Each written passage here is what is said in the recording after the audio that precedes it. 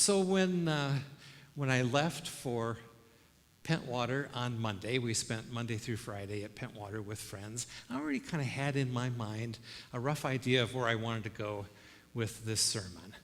And I included a lot of those things in reading the scripture to you, so you get a little bit of a twofer.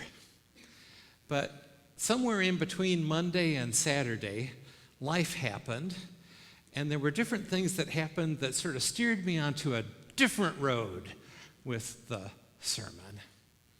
And what put it over the top was yesterday, of all times. That's just how last minute the decision was, but it all works out well, I hope. You can at least nod and smile and pretend that it does. Elle, who is going to be dancing for us this morning right after the sermon, originally was going to practice here yesterday afternoon, and life happened to you too, right? So that didn't work out, but it was good. I needed to be here anyway to figure out some things. I signed some vouchers. I went through about a week's worth of emails to answer them. I came up and I moved the altar back so that when Elle danced, she wouldn't impale herself on the altar. That would be a bad thing.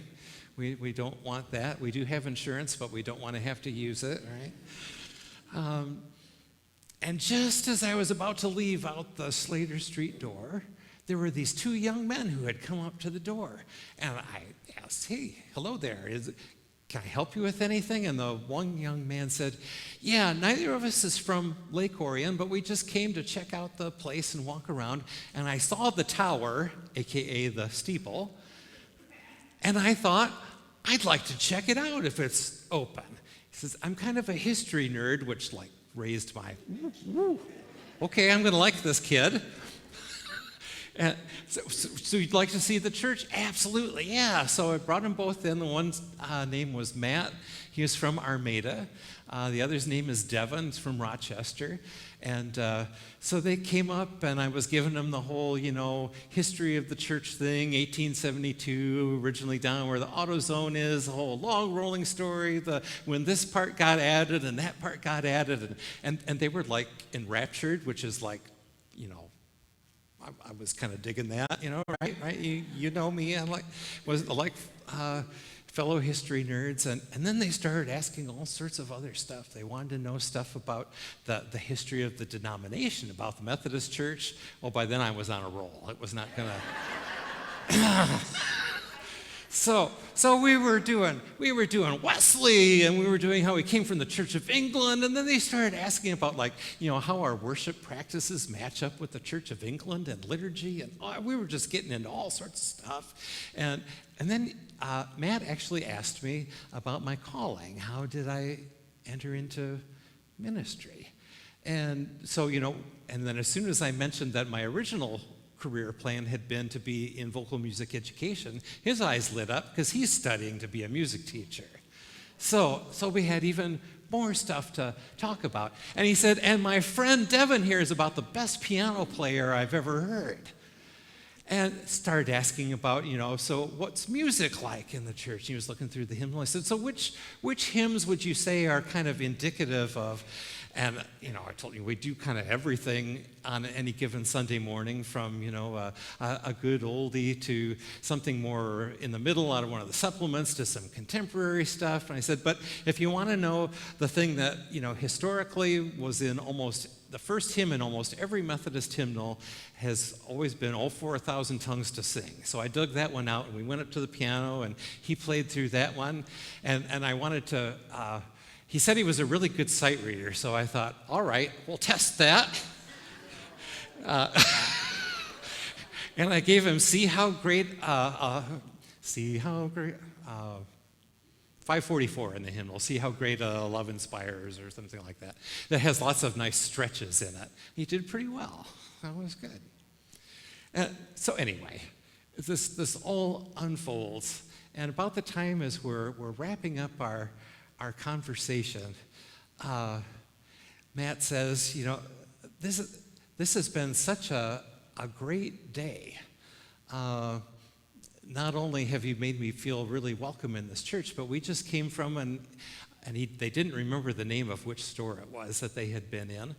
and the guy in there talked to us about bees for about half an hour. Do any of you know who in a store would talk to somebody about bees for half an hour? Nobody can sleuth out which store that would have been. Anyway, so when all was said and done, it was great. And they asked, so what is there to do in town? And I said, you mean other than eat? And they said, well, eating sounds good. So I directed them to what used to be 313 and is now sick, because I think yesterday was actually their opening, right? So they caught a really good day to have pizza. And it was kind of awesome. Now, they were pretty bright and intellectually curious young men, so I imagine there will be any number of things that they remember that I said. But I said an awful lot of stuff for them to remember all of that. Probably won't remember everything I said. Won't remember everything we did in terms of walking around. What they will remember, and what I will remember, is how it made us feel. And that's that Maya Angelou quote.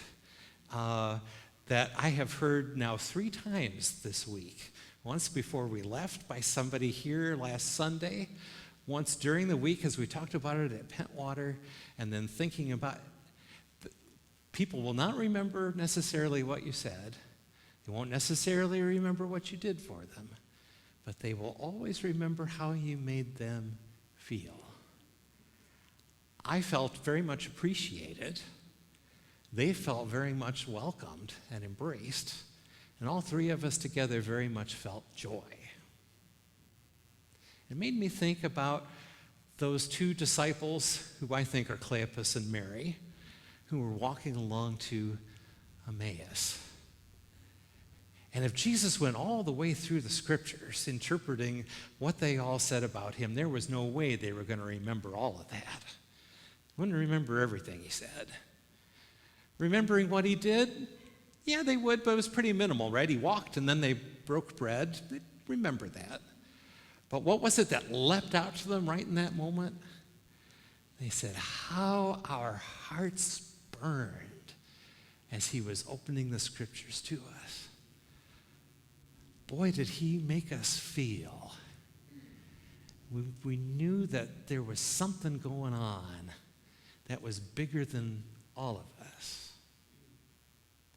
So what are you saying, Larry? Are you saying that every time I meet strangers, I have to give them a lecture? No, that's sort of my gift, of the gift of the gab. And I am, fairly far over on the extrovert-introvert scale. But not all of us are in that spot. Not all of us have those very particular gifts. I can't imagine that God expects us in our interactions with other people to be anything other than who God has made us to be. And so if you are more on the, I'm not sure I'm going to get out there with strangers type, maybe your interaction is going to be with people that are closer to you.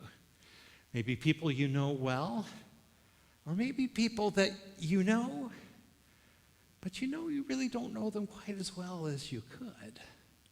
And aren't there a lot of those people in our lives? People that we know, but boy, we know there's a lot more to them than we've ever had a chance to explore.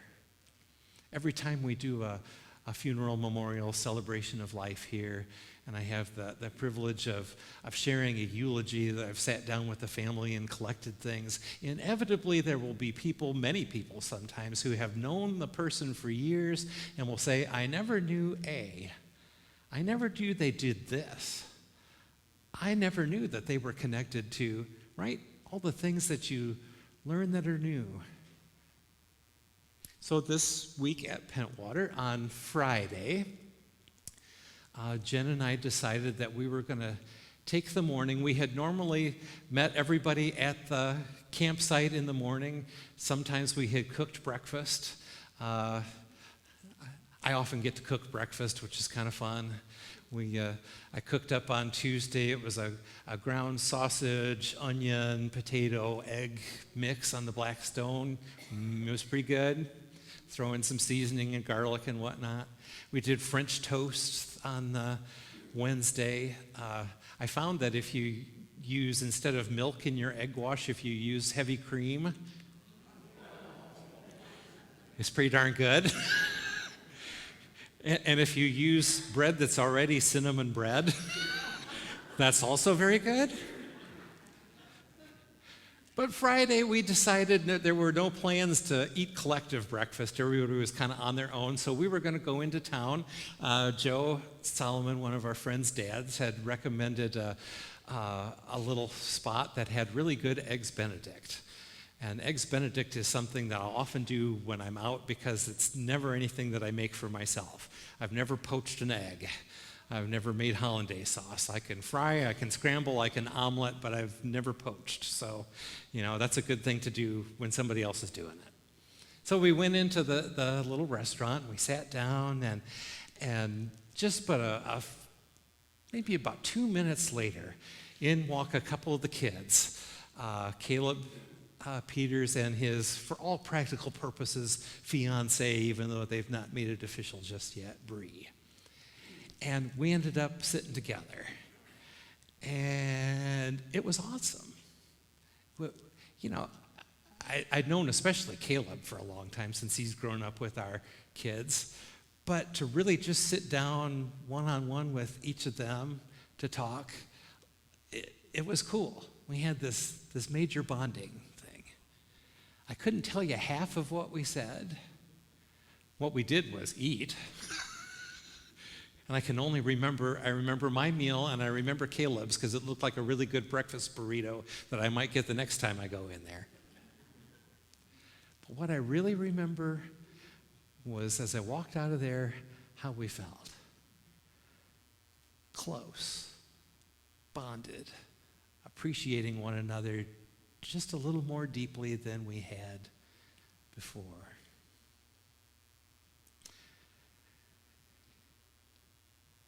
When we do communion, it's quite a bit different than Eucharist was in the earliest church.